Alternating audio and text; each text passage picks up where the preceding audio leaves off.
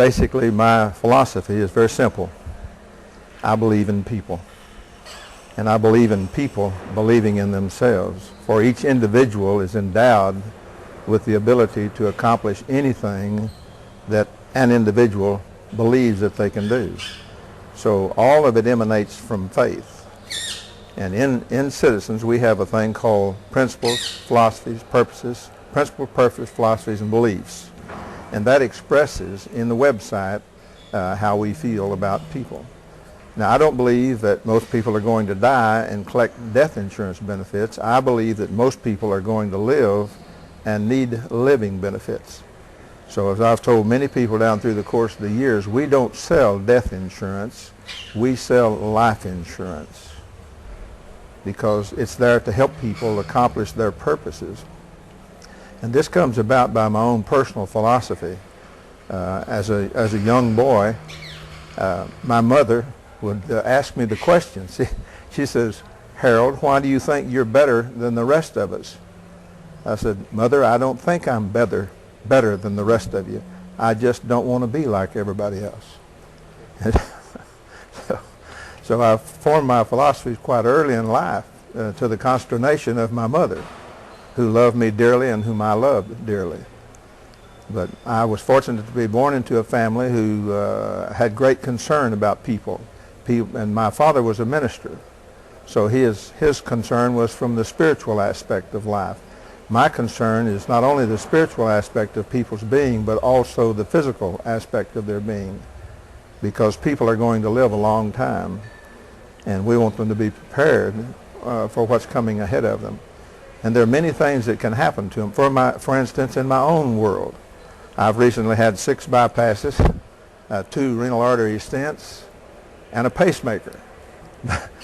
But does that slow me down? Does that mean that's the end of it? No.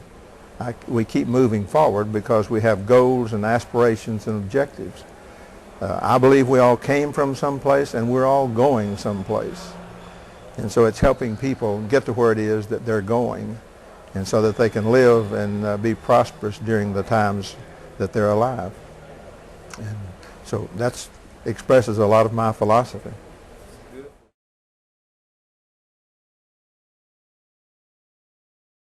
Well, first let me address the financial problems. I don't personally believe that we really have financial problems in the world today.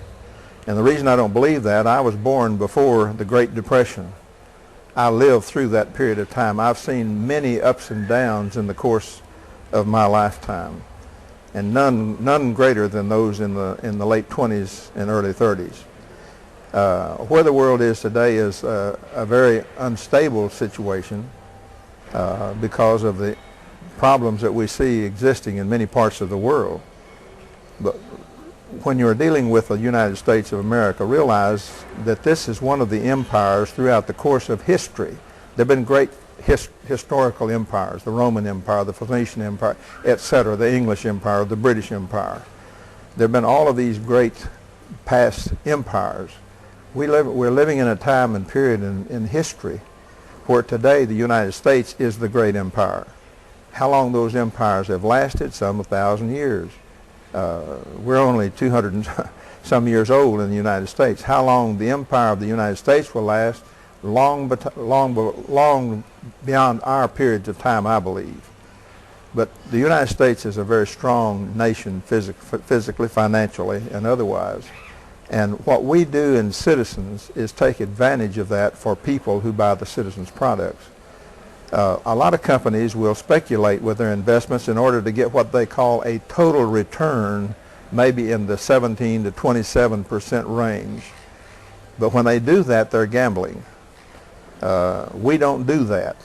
We purchase government guaranteed bonds and securities that are guaranteed by the government. They may not just be U.S. bonds, but they're securities guaranteed by the U.S. government.